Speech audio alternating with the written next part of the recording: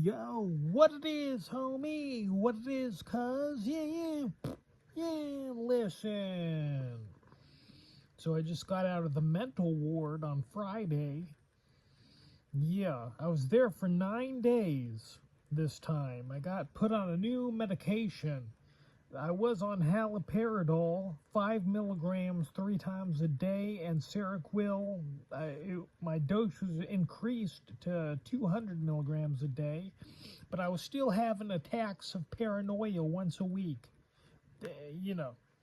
And so I went to the mental ward. I was like, I gotta get a switch of medication, but I need a safe place in case I go paranoid again. I need a safe place to be able to do that, because my lord, chief, I was pacing up and down my room for hours at a time, because that's the only way I can cope with this paranoia. They wound up switching me to Zyprexa, which I hear can make you gain a shite load of weight. And I did gain weight in the ward. I was eating 3 meals a day, and I put on weight. I was wearing size 32 waist jeans that were loose and falling off of me if I didn't have a belt. And after I came out of the ward, and 9 days later after that, the pants 32 waist were tight fitting. Not too tight, but tight fitting. So I know I gained some weight. So for those of y'all who say I should eat 3 meals a day, I won't gain weight, F you. I cannot eat 3 meals a day. I eat 1 meal a day. Roughly 12 to 1,300 calories in that 1 meal. And then I'm fine. I'm not losing weight, but at least I'm not gaining. So yeah. There was a homosexual man in the ward named Alan who looked like the singer Prince, who perished in whenever that was, years ago. This guy, he was hitting on me, flirting, being flirtatious with me, talking about wanting to eat out my butthole and various endeavors that he wanted to get from me. And yeah, thankfully, he did not ask for my email or my social media, because, trust me, I would not want to encounter this man in the wild. I'll tell you that much. That's how uncomfortable I was. He was all right to talk to chat with. He was sitting by me there near the end of the 9 days. He was sitting by me, engaging me in conversation and whatnot.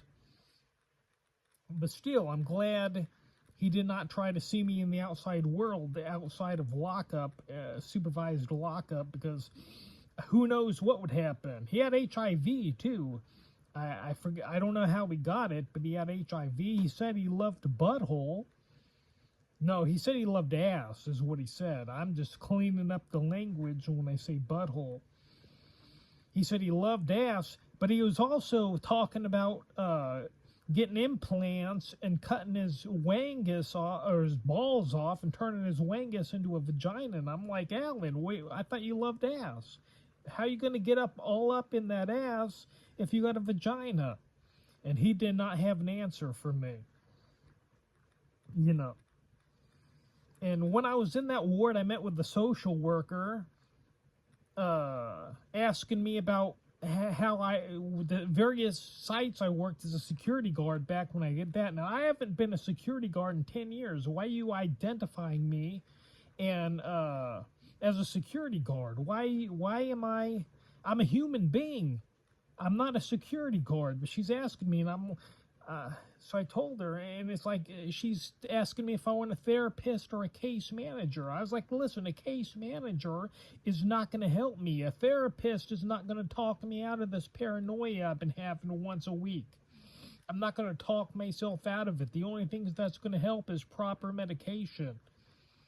That's it. I do not want a therapist, but I got no problems. By the way, I've had a therapist before, and we ran out of shizzle to talk about. And then there at the end of my seeing this therapist, we were pulling up, because it was about that time I was going to buy my Toyota Prius that I no longer have, because the catalytic converter got stolen, and so I sold it for $2,000 when I bought it for $8,000. we were looking up car prices there at the end because I had no problems to talk through.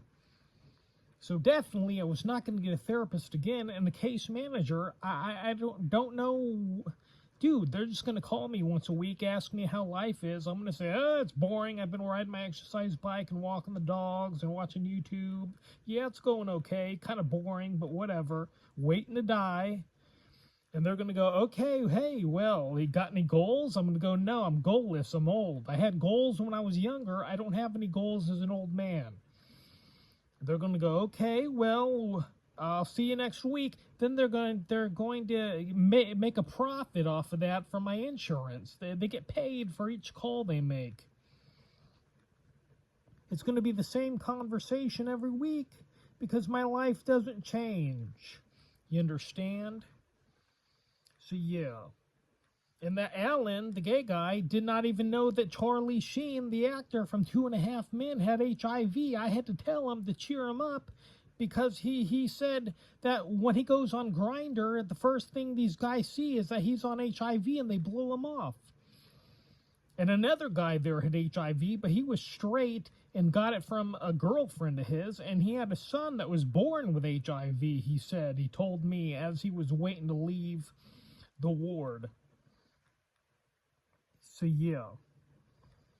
A case manager? Nada. Not going to help. A therapist? No, thank you. Give me my Zyprexa. I'll take it. Hopefully I won't gain weight, and the paranoia will vominos out of here. And it did. I haven't been paranoid in over 2 weeks now. You know. So, yeah. That I don't know what else to say. I just wanted to make a standalone video because I haven't in a very long time. So yeah, that's it. I'm out of the ward. It's now Tuesday in the wee hours of the morning, and hopefully I won't be going back to the ward ever again. Hopefully that won't happen. So I'll see y'all in the next one.